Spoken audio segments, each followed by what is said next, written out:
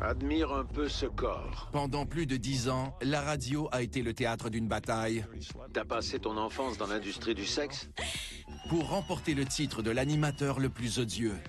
Ces animateurs provocateurs ont transformé le monde de la radio. Howard Stern, Opie et Anthony. Regardez ces belles adolescentes. Ces animateurs cherchaient comment vous faire grincer des dents. Avale d'un coup et fais-le. Qu'est-ce qu'il a dit? Magnifique. Bon sang, voilà que je bégaye. Mais à l'aube du nouveau millénaire, À cette époque, la radio est un sport de combat. les animateurs sont entrés en guerre. Dites à cette poule mouillée de m'affronter sur les ondes. J'organise tes funérailles, imbécile! Howard Stern est encore en guerre. Howard a lancé une attaque frontale. À la radio, c'est tuer ou se faire tuer. C'était une bataille entre les grandes vedettes de la radio. Ces deux idiots, Opie et Anthony. Bordel de merde! Espèce de salaud!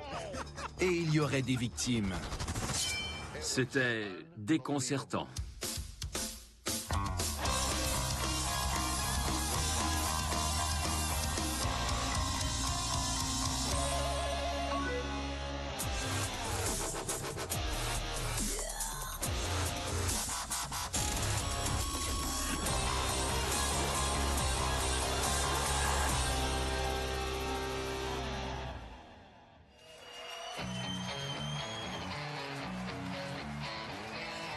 Mesdames et messieurs, voici le meilleur animateur de radio de l'histoire, Howard Stern!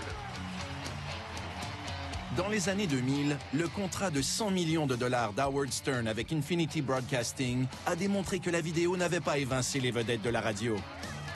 Au sommet de sa gloire, Howard comptait 16 millions d'auditeurs. La radio, c'est comme le crack. Quand on commence, on reste accroché. Et quand Stern a signé un contrat encore plus lucratif avec la radio satellite, On est à l'aube d'une nouvelle époque. Que Dieu bénisse Sirius Radio. il n'avait pas l'intention de partager son succès ou sa célébrité. Surtout pas avec ses deux concurrents à la radio, Opie et Anthony. La direction de Sirius m'a dit que si elle devait renoncer à moi, elle ne les embaucherait pas. Howard, t'es un sale menteur. Pourquoi cacher la vérité? T'es qu'une foutue vieille mémé de 55 ans avec des cheveux bouclés et des vêtements d'adolescent. Ils étaient impitoyables. Ils n'avaient pas de limite. Ils s'acharnaient. Pour comprendre la guerre des ondes des années 2000, il faut remonter aux années 1980 et aux premières armes de Stern à Washington comme jeune animateur qui cherchait à bousculer les codes de la radio. Je suis Dieu. Vous me connaissez? Non, Je suis Howard Stern. vous ne suivez pas les règles. Non, jamais. Pourquoi je suis différent? Oui, Parce que je pète en ondes. Vous écoutez mon émission? oui, Vous l'aimez? pas vraiment. Pourquoi? Vous êtes cruel. Ayez pitié de mon âme. Ouais! Après des années de retenue dans les stations de Hartford et Détroit, Howard Stern a trouvé son style dans la capitale nationale. Sa notoriété a permis à l'homme de 28 ans de signer un contrat d'1 million de dollars sur 5 ans pour animer l'après-midi sur les ondes de WNBC. Comment allez-vous? Ici Howard Stern pour la première fois à WNBC. Pour gagner sa vie, Howard Stern harcèle et critique n'importe qui et n'importe quoi. Howard Stern était grossier. Elle vous a mordu le cul? Elle a changé son alimentation et elle s'est calmée. Très bien. Il était insultant. Mais ce qui est encore pire, c'est qu'il était intelligent.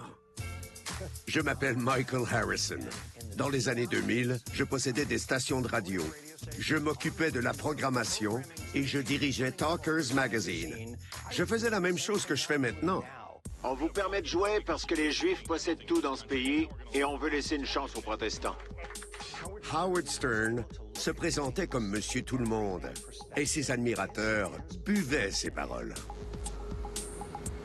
Pourtant, le jeune rebelle était incompatible avec Don Imus, animateur de l'émission matinale et légende de la radio, qui divertissait les auditeurs depuis les années 1970.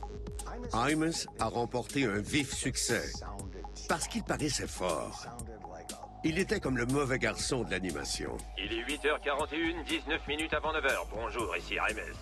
Ici Imus. Il avait cette voix. Et il présentait des numéros qui cherchaient à repousser les limites du bon goût et même de la loi. En fait, il était une espèce de voyou sans scrupules.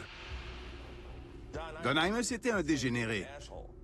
Je me souviens avoir gagné des coupons de McDonald's à son émission. J'avais environ 8 ans.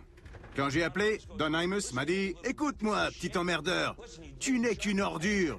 Tu m'entends? Une ordure !» J'avais paniqué. Et il me criait des insultes. À mes yeux, c'était un abruti. Quand Stern est arrivé au micro de WNBC, Imus était le roi des ondes à New York et gagnait $1 demi-million par année. Les animateurs de la chaîne WNBC, Don Imus et Howard Stern, ont peut-être contrarié quelques personnes. La station vendait Stern et Imus comme une équipe dynamique. Mais dans les coulisses, Imus voyait de plus en plus Stern comme un ennemi juré. Je vais prendre un appel. Allô? Bonjour. Bonjour, Howard. Laisse-moi te dire à quel point je te déteste. T'as bu? Oui, monsieur. T'as sniffé de la coke? T'as perdu la tête? Tu oses dire que tu me détestes après les belles choses que j'ai dites sur toi? Il aurait traité Howard de juif. Croyez-moi, on ne traite pas cet homme de juif. Je m'appelle Steve Grillo et j'ai participé à l'émission d'Howard Stern. J'étais son stagiaire préféré parce que je lui apportais des collations et que j'étais un emmerdeur. Howard Stern n'était pas une mauvaise personne. Quand il n'était pas en onde, il était gentil avec tout le monde. Mais il était obsédé par les codes d'écoute. Imus est un ivrogne fini. Il est si pathétique qu'il a suffi que j'arrive dans sa ville pour diminuer ses codes d'écoute. Et maintenant, il cherche à m'imiter. Il était méchant et il s'acharnait sur Imus. Imus a alerté la direction et exigé que l'animateur de l'après-midi arrête de le harceler. Howard n'était pas autorisé à parler de lui, et ça le rendait fou. Je m'appelle Jackie Martling et j'ai participé à l'émission de Howard Stern de 1983 à 2001. Ça a été une aventure incroyable avec Howard Stern, Robin Quivers, John Melendez, Fred Norris et Gary Dell'Abate. La première fois que j'ai participé à l'émission, on a ri pendant 4 heures. Et il m'a demandé si je voulais revenir la semaine suivante. J'ai dit oui. Je suis resté pendant 20 ans. Ça va, Michael Jackson? Je n'ai pas de femme, c'est désarmant. Pas de femme, mais un amant. Je lui glissais des billets avec des blagues. Un jour, il m'a dit de ne jamais les censurer, d'écrire tout ce que je pensais et de le laisser juger. C'est probablement la seule directive qu'on ait jamais eue. Mais la Commission fédérale des communications a des règles. Et bientôt, elle émet un avertissement au sujet du contenu obscène et indécent de l'émission d'Howard Stern. Je me fiche de la commission. L'important, c'est d'être libre de dire ce que je veux. Je ne suis ni dégoûtant ni obscène. Je ne vais pas violer votre fille. En réaction, il a imaginé d'autres façons d'exprimer ses idées avec des mots à double sens. Et si je parle d'une unité de longueur? La verge? Oui, la verge. Impossible de dire verge si tu parles d'un pénis, mais si tu parles de la verge comme unité de mesure, tu peux. Puis, il a invité des lesbiennes. Maria, vous êtes nue à l'exception des sous-vêtements? Oui. Et il tombe aussi. C'était de la visualisation. Même si on ne pouvait pas voir, on était excité par la description. Ils appelaient Howard l'animateur provocateur parce qu'ils ne savaient pas comment le définir. En dépit des records d'audience d'Howard, NBC a finalement décidé qu'elle ne voulait pas l'associer à sa station de radio phare. À compter d'aujourd'hui, WNBC annule l'émission d'Howard Stern en raison de différences conceptuelles entre Howard Stern et la direction de WNBC. Le lendemain... Dans un segment qu'on appelle « Au cœur du problème », on va aborder un sujet particulier. Il me prend par la main. Stern s'est défendu à une émission de télévision locale. J'ai d'énormes codes d'écoute. Tout le monde se demande jusqu'où je vais aller. C'est du divertissement. Il y a un vaste public pour ce genre-là. Les blagues sur le sida sont divertissantes? On ne se moque pas du sida, on ramasse des fonds pour le sida. Puis il a participé à l'émission de David Letterman pour expliquer sa version de l'histoire. Le président du conseil m'a entendu organiser un rendez-vous bestial et l'homme s'est déshabillé. Vous ne feriez jamais une chose pareille? Bien sûr que non, un homme avec un chien, c'est tordu. Stern est affaibli, mais pas vaincu. La station de New York, K-Rock, l'embauche pour animer son émission matinale en concurrence directe avec son ennemi juré, Don Imus. Stern est déchaîné. Il n'avait aucune retenue, aucune censure. S'il avait fait l'amour avec sa femme la nuit précédente, il le disait. Pour certains auditeurs, c'est de l'humour pour adultes. Pour d'autres, c'est de l'obscénité. Ils jugent que les animateurs comme Howard Stern ont empoisonné les émissions de radio matinales avec leur grossièreté. Quand Howard disait le mot pénis à la radio, l'extrait faisait le tour du monde. Quel mot est plus inoffensif? Il disait ce mot et le monde devenait fou. Son émission a provoqué un raz-de-marée de plaintes auprès de la Commission fédérale des communications qui enquête sur les accusations d'obscénité et d'indécence. La commission a perdu la boule. Elle écoutait tout ce qu'il disait et attendait l'occasion de le condamner. Mais on ne peut pas brimer la liberté.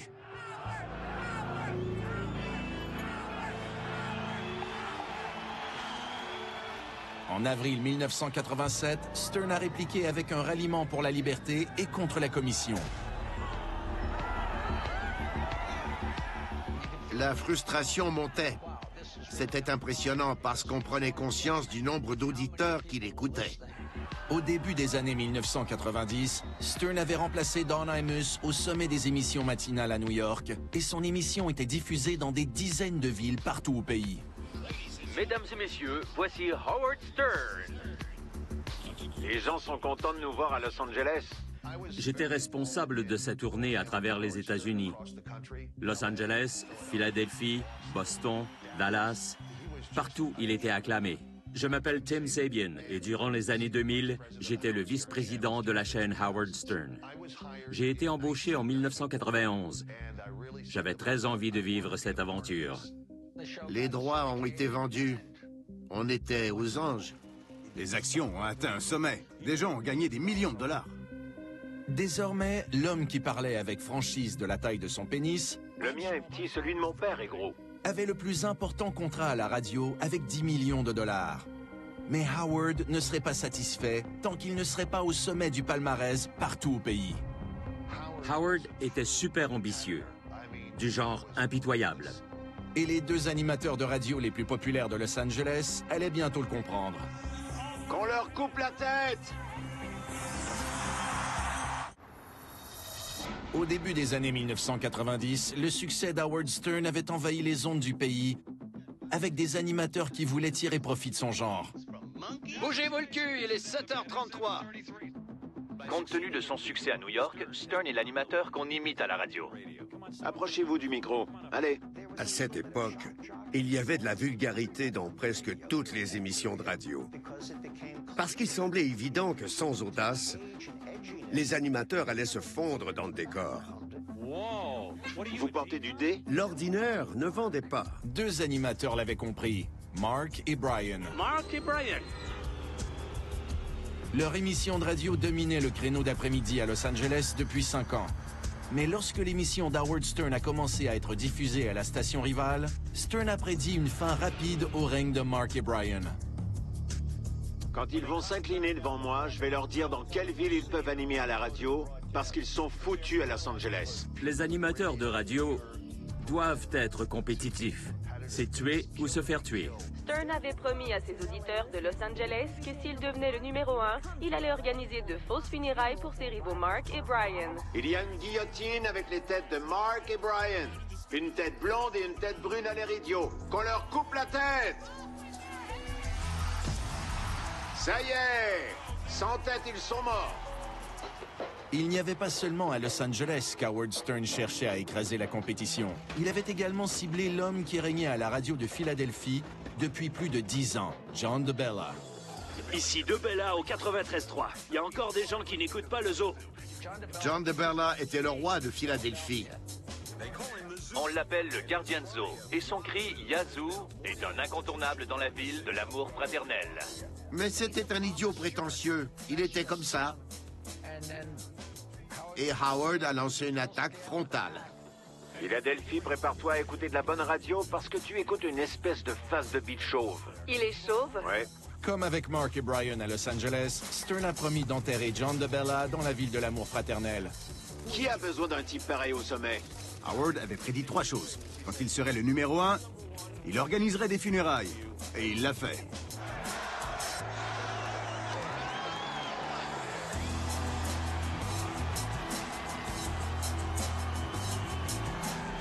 Et voici la pendaison de John DeBella, il est mort! Il disait aussi que John DeBella avait choisi sa femme au téléphone. Quand il serait le numéro 1, elle allait demander le divorce. De fait, la femme de DeBella a divorcé. Et on a tous pris un autobus jusqu'à Philadelphie pour célébrer le divorce de John DeBella. C'était une des conquêtes les plus théâtrales. Un événement marquant. Mais ça a mal tourné. Ma 3e prédiction, c'est qu'un auditeur va obtenir un rendez-vous avec la femme du gardien de zoo. Et c'est ce qui va se passer maintenant. La femme du gardien est avec nous. Elle est avec nous. J'ai des frissons. Elle m'appartient totalement. Pour un montant de 5 000 $, Annette DeBella est venue au studio et a accepté un rendez-vous amoureux avec un auditeur de Stern qui avait appelé à la radio. Regarde comme t'es jolie. Un beau corps, un beau visage. En ondes, Stern a amené Annette à révéler des détails personnels sur l'échec de son mariage avec le gardien de zoo. Vers la fin, tu détestais ouvrir les jambes pour lui, n'est-ce pas? Je ne me souviens pas l'avoir fait, non.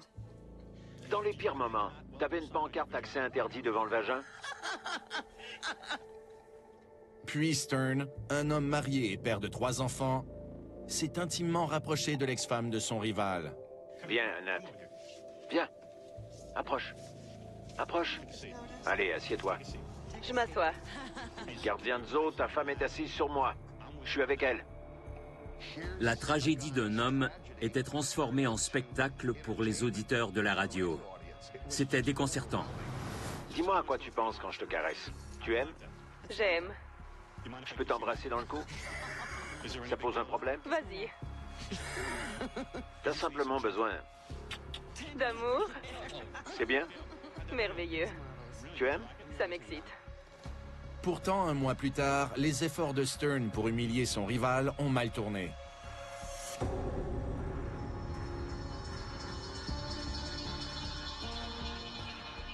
Plus tôt aujourd'hui, Annette DeBella a été victime d'un arrêt cardiaque à sa résidence de Bryn Mawr. Elle a été trouvée inconsciente dans sa voiture, garée à l'intérieur du garage. Elle s'est suicidée. On ne saura jamais vraiment pourquoi, mais c'était complètement fou. C'était vraiment brutal. La mort d'Annette a alimenté les hostilités croissantes envers Howard Stern. Racist, sexist, anti-gay, Howard Stern, go away! Quelques mois plus tard, Stern a défendu son comportement à l'émission Dateline de NBC. Vous avez déjà dit quelque chose que vous avez regretté? Non, jamais. Non, jamais eu de regret. Je ne m'excuse pas de ce que j'ai dit et je ne regrette pas ce que j'ai dit. La commission était moins optimiste à l'égard des commentaires de Stern et a condamné les propriétaires de la chaîne Infinity Broadcasting à payer une amende d'1 million de dollars pour ses remarques sur l'épilation du pubis et la masturbation devant une photo de Tante Jemima. Mel Karmazin était le directeur responsable des plateformes de diffusion d'Howard Stern. Qu'est-ce qui vous plaît chez Howard Stern? Les profits. Et il a payé l'amende comme des frais d'entreprise. Et cette entreprise était prospère. Howard était également la vedette d'une émission de télévision produite par Channel 9, une station du New Jersey. C'était complètement fou. On avait une page blanche le lundi et on devait produire une émission d'1 heure pour le vendredi. Kirk, à l'écoute. Je ne suis pas un admirateur de Star Trek, mais cette émission était la plus folle, la plus drôle, la plus absurde de l'histoire. Capitaine, on reçoit un signal de la planète lesbienne. Transmettez-le sur l'écran. Bon sang, capitaine! L'émission présentait également des entrevues choquantes avec des célébrités réalisées par le stagiaire le plus vulgaire de Stern. Et à mes côtés se trouve le héros des idiots. J'étais à l'université de New York et j'étais un grand admirateur d'Howard Stern pour une raison plutôt embarrassante. Quand j'étais un adolescent, je demandais à mes amis s'ils se masturbaient. Et ils me répondaient que non, qu'ils ne feraient jamais une chose pareille. Je pensais que j'avais l'esprit un peu dérangé. Puis, j'ai entendu Howard à la radio. Il disait qu'il se masturbait tout le temps. Et j'ai compris que je n'étais pas si cinglé. Un de mes amis, Mitch, travaillait avec Howard. Je lui ai dit qu'il devait me présenter. Il a dit au producteur d'Howard qu'il y avait un problème, toutefois. Que je bégayais. La réaction d'Howard a été immédiate. Engage-le, même pas besoin de le rencontrer. Par hasard, avez-vous déjà pété dans la face du receveur? Mais qui êtes-vous? Je m'appelle John Melendez. J'ai travaillé avec Howard Stern pendant 15 ans. En cas de besoin, votre femme accepterait-elle de danser nue pour de l'argent? J'interrogeais les célébrités, je leur posais des questions idiotes. J'ai fait enrager tellement de gens. Billy Crystal, combien d'années de mariage avant de tromper votre femme? C'est pour Howard, non? Alors vous pouvez dire à Howard d'aller se faire foutre. Au gala des MTV Awards, je me suis fait tabasser par le garde du corps de Sharon Stone, après lui avoir demandé s'il y aurait bientôt d'autres scènes de fesses. Je l'ai poursuivi en justice, et elle a accepté une entente à l'amiable de 30 000 $. Je vous remercie d'avoir été là. Qui sait, on va peut-être revenir pour une autre saison. On ne sait jamais. Bonsoir. Après 2 saisons, Channel 9 a annulé l'émission. Doug, assieds-toi sur John. Allô, Frisco! Mais bientôt, Stern présente les meilleurs moments de son émission de radio dans une émission spéciale coulisses de 30 minutes tous les soirs à E-Channel. J'allais à l'université de Hartford et j'écoutais toujours l'émission d'Howard Stern pendant les 2 heures du trajet. J'aimais particulièrement les entrevues de John Melendez. 2 ans plus tard, vous l'aurez deviné, je suis devenu le producteur de John. Je m'appelle Doug Goodstein. Je suis l'ancien producteur délégué de Howard TV et de Howard Stern sur demande. John était génial. Il n'avait pas de filtre. Ce qu'il pensait, il le disait. Clinton a-t-il utilisé un condom? Jennifer Flowers avait eu une liaison avec Bill Clinton, alors gouverneur d'Arkansas. Tout le monde riait, et elle affichait un petit sourire narquois. Je me suis mis à bégayer. Allez-vous coucher? Au suivant? Allez-vous coucher avec d'autres candidats à la présidence? Elle a éclaté de rire. J'étais réellement enchanté. Et soudain, on est devenu célèbre. Howard se réinventait constamment. L'émission était plus drôle et remportait un grand succès. C'était hallucinant. C'était une expérience totalement mystique. En 1995, Stern avait une émission de radio à succès, une émission de télévision quotidienne et un des livres les plus vendus qui serait bientôt adapté au cinéma. Écoutez, ma carrière est fulgurante. C'est pourquoi on m'appelle le roi de tous les médias, parce que j'ai conquis tous les médias que j'ai essayés. Pas vrai? Stern se proclamait roi, mais il y avait un animateur provocateur à Chicago qui n'était pas prêt à s'incliner devant lui. Je suis invincible. Je suis le Terminator. Et j'ai une mission, le détruire.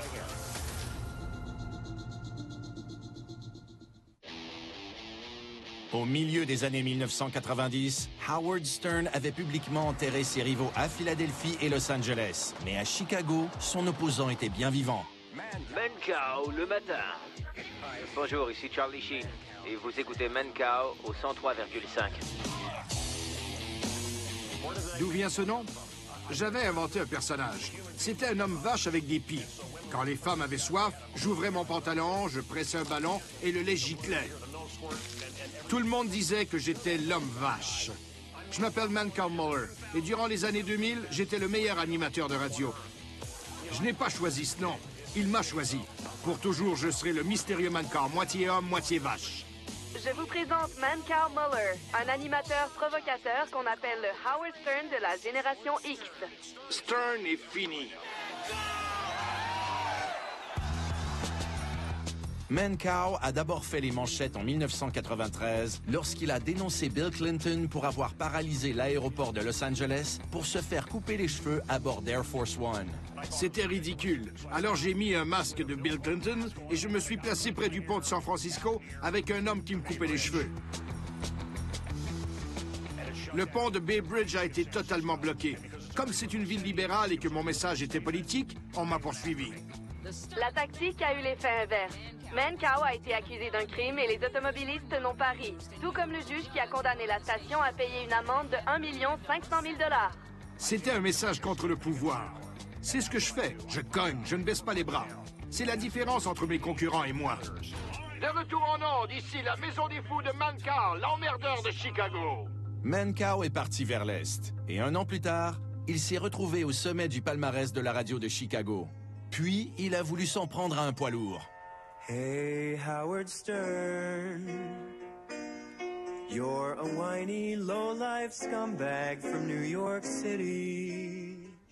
Dans le livre Partie intime, il y a un conseil. Ne jamais embêter Howard Stern. Et c'est vrai. Why don't you just go away? Il met en garde ses adversaires. Il va vous écraser, vous pulvériser. À cette époque, la radio était un sport de combat. On avait nos opposants. Mais quand son père est décédé, il a mesuré la force d'un opposant comme Howard Stern. Dites à cette poule mouillée de m'affronter sur les ondes. Dites-lui qu'on a contacté son père décédé dans l'au-delà.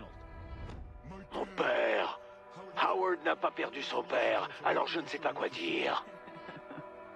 J'ai déménagé à Chicago pour être plus proche de mon père qui était atteint d'un cancer. Mon père était un humble ébéniste qui gagnait 30 000 $ par année. Mais il est devenu la risée de Stern pendant 1 an. Howard Stern comptait les jours de mon père. Il disait qu'il voulait baiser ma mère, il expliquait comment il utiliserait la salive de ma mère pour me violer, comment il allait déterrer le corps de mon père.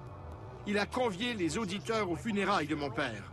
Vous pensez que c'est du divertissement? Oh, il s'est excusé, il est gentil, qu'il brûle en enfer. Ton père est mort en sachant que son fils était un imitateur d'Howard Stern. Alors, quand je vais creuser sa tombe et que je vais baiser son cadavre infesté de vers, il va jouir. Au moins, il va se sentir proche d'Howard Stern, l'idole de son fils. Et tu es mon esclave. T'as toujours été mon esclave. C'est quoi ça? Ce genre de démon pervers. C'est abominable. Ils auraient dû abattre ton père pour qu'il n'éprouve pas la honte de constater le manque d'imagination de son fils. Vous auriez dû mourir ensemble. Et quand tu vas mourir, je vais sucer vos cadavres, le tien et celui de ton père, parce que je suis le plus grand des vampires. Comment on peut dire ces choses à un homme qui vient de perdre son père? Comment c'est possible? C'était brutal. Il disait des choses horribles. Je ne voulais pas qu'on croie que j'avais écrit ce numéro. Ses collaborateurs m'ont appelé pour s'excuser. Jackie Martling tenait à me dire qu'il n'avait pas écrit ce numéro, que ce n'était pas drôle. Il disait à Howard que c'était une erreur, qu'il allait perdre Chicago. Préparez-vous. Howard Stern est encore en guerre. Et cette fois, il s'attaque à un animateur de la Ville des Vents appelé Mancow. Quand Stern lui a envoyé une robe rose en symbole de sa castration, Mancow a retourné le colis avec un message. On a demandé au personnel de la station de déféquer dans la boîte et on l'a renvoyé à l'expéditeur. Howard était furieux. Il éprouvait une aversion et une haine viscérale pour cet homme.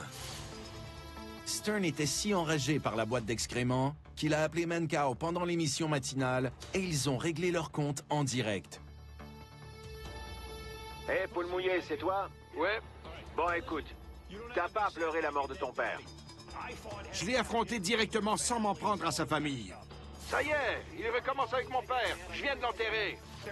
Il existe des règles, des codes d'honneur. Aucune femme de mes adversaires ne s'est suicidée. D'accord? Je suis meilleur que toi. Je suis plus drôle aussi. Et devine quoi? J'ai une grosse queue. J'ai une queue immense. Je suis le meilleur, le plus drôle. Et Chicago te déteste. Écoutez-le. Écoutez-le. Monsieur Rob Rose. Howard était intimidé par Mancow, et Mancow savait qu'il n'avait qu'à crier sans s'arrêter.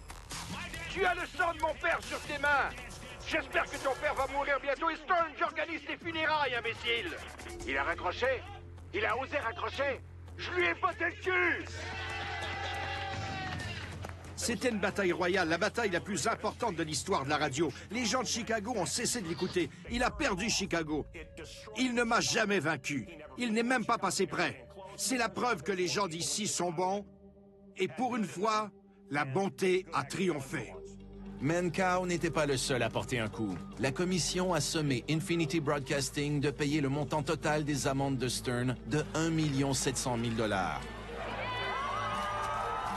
Mais ces histoires ont consolidé l'affection de ses fervents admirateurs qui ont fait la file pour acheter son deuxième livre, Miss America. Malgré le mauvais temps, ses loyaux sujets attendent patiemment. J'attends depuis 18h hier soir, alors oui, 14h. Puis Stern a joué son propre rôle dans l'adaptation de son premier livre, Partie intime. T'as la taille idéale, je pourrais te baiser debout. Howard! Quoi? T'es marié! Les admirateurs d'Howard Stern étaient fanatiques. Ils arrivaient en foule. Tous les jours dans le métro, j'entendais les gens parler de son émission. C'était une tribune exceptionnelle. Le voici totalement nu. Il est si petit. Oh mon Dieu! Pendant qu'Howard utilisait sa tribune pour se réconforter avec un concours du plus petit pénis, si pathétiquement petit que le mien paraît gros. 2 jeunes disciples de Stern sont arrivés à New York pour prendre une revanche contre leur ancienne idole. Ici Opie et Anthony. On se prépare à monter dans l'autobus des voyeurs. Mais pour essayer de le dépasser... Elles sont là. Regardez ces belles adolescentes. Magnifiques. Elles sont arrivées. Opie et Anthony sont-ils allés trop loin?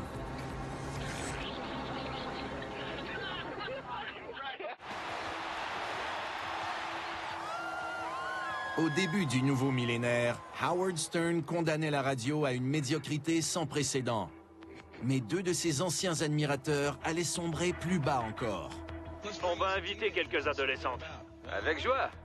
Opie et Anthony croyaient que leurs jeunes auditeurs voulaient une émission qui allait plus loin, bien plus loin. Écoutez, les hommes veulent-ils voir des seins? Bon sang, voilà que je bégayais. Les hommes veulent-ils voir des seins? Oui, moi aussi, oui. Sans les encouragements du public, il ne l'aurait pas fait. À ce moment de l'histoire du pays, on cherchait des sensations fortes, des scandales. Et pour le meilleur et pour le pire, on les a trouvés avec Opie et Anthony. Je m'appelle Matt Provenzano et je suis l'auteur d'un balado sur l'ascension et la chute d'Opie et Anthony. Quand j'ai créé ce balado, j'ai compris comment ils avaient atteint le sommet de la gloire et comment ils avaient dégringolé.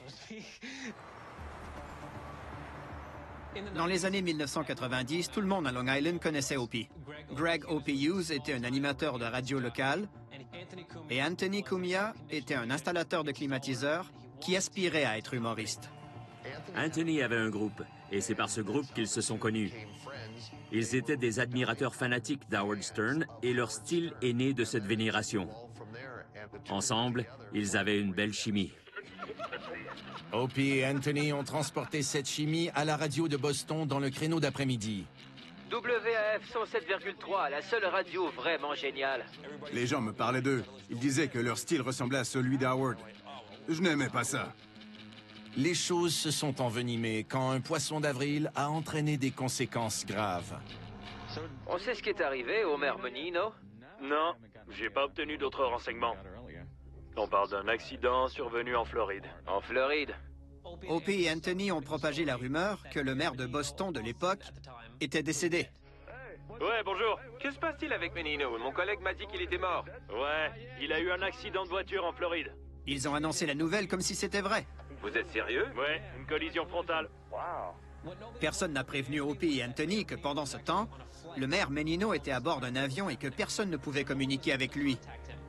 Pas même sa famille. Opie et Anthony ont été congédiés après avoir raconté aux auditeurs que le maire de Boston était mort à la suite d'un accident. Les membres de sa famille ont entendu la nouvelle et cru que c'était vrai. Comme dans le cas d'Howard quand il avait été viré de WNBC, la notoriété d'Opie et Anthony leur a permis d'obtenir un autre contrat dans une station de New York. La même station et la même ville qu'Howard Stern. À présent, Opie et Anthony et Howard Stern travaillaient sous le même toit. Sont-ils devenus des amis? Ont-ils collaboré? Bien sûr que non. Ils se détestaient. Bon, on est de retour. Robin, mon style a encore été copié. Opie et Anthony savaient quel sort Howard Stern avait réservé à John DeBella et Mancow Muller. Ils savaient que la seule façon de le vaincre était de passer à l'attaque. T'as vu ça, Robin? Encore un exemple frappant qu'ils m'ont imité. Je suis un innovateur, plus personne n'invente rien. On m'imite sans vergogne. Moi, le roi des médias. Et ils ont gagné une immense popularité à New York. Ils en profitaient. Ils demandaient à leurs auditeurs de se manifester aux événements d'Howard Stern et de brandir le logo WOW. Si des auditrices voyaient ce logo, elles montraient leur sein. Ils intimidaient Howard et sa famille. Howard était furieux. Il détestait qu'on se moque de lui.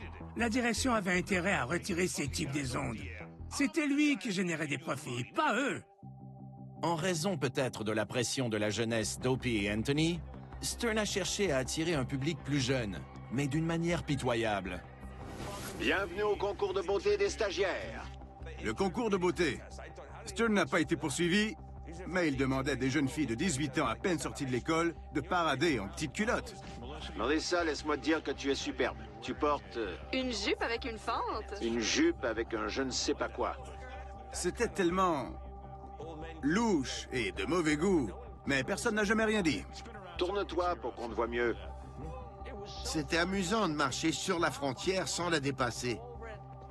Mais je ne sais pas où est la frontière. Et la gagnante est Anne-Marie. Anne-Marie la Vierge, bravo! Merci. C'était génial de voir mes collègues presque nus. Mais elles étaient des stagiaires, et ils les exploitaient comme des objets sexuels. C'était déplorable. On devait inventer des concepts, encore et encore des concepts. Et toutes ces femmes voulaient venir en studio. Un jour, on a eu l'idée de lancer des tranches de jambon sur leurs fesses. C'était incroyable. Tu dois voir ça. Robin, viens voir ça. Devant ces numéros, certains membres de l'équipe remettaient en question l'orientation de plus en plus dégradante de l'émission. Enlève ton soutien-gorge et montre-les-moi. Reculez. Mais qu'est-ce qu'on fabriquait? Pourtant, on n'obligeait personne à participer. Remets ta robe sur ton corps nu. Howard, Jackie, Robin, moi, on a tous participé. Howard a même frappé les fesses d'une fille avec un poisson. On a tous participé à l'émission. C'était inapproprié. Mais à l'époque, on ne le savait pas. Va prendre un bain. Quoi? Ça suffit, je m'en vais. Qu'est-ce qu'elle a dit? Elle s'en va. Attends, Karen! Karen, ne pars pas. Je suis conscient que de nombreux auditeurs ont été offusqués, mais on ne voulait pas heurter les femmes. C'était pour rire. Ça ne voulait rien dire. Je rêve de ce moment depuis longtemps. Je ne veux pas être humilié devant la caméra. On ne savait pas que c'était sexiste et misogyne. À l'époque, c'était le genre d'émission qu'on produisait. Howard Stern définissait ses propres codes, mais Opie et Anthony allaient repousser les frontières jusqu'au point de rupture.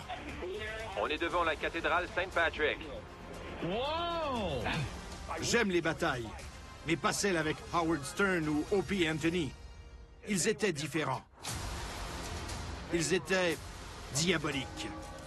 C'est une église. Vous devriez avoir honte. On invite les adolescentes? Opie, non. Restons entre nous. En 2000, Opie et Anthony semblaient suivre ce mantra. Peu importe le niveau qu'Howard Stern atteindra, nous irons encore plus bas. Elles sont là. Regardez ces belles adolescentes. Waouh. Elles sont arrivées. Malheureusement, l'accent a été mis sur les adolescentes. Ils ont réalisé d'horribles numéros. Par exemple, ils ont interrogé une fille de 17 ans au sujet de sa vie sexuelle et ils ont composé une chanson sur l'inceste.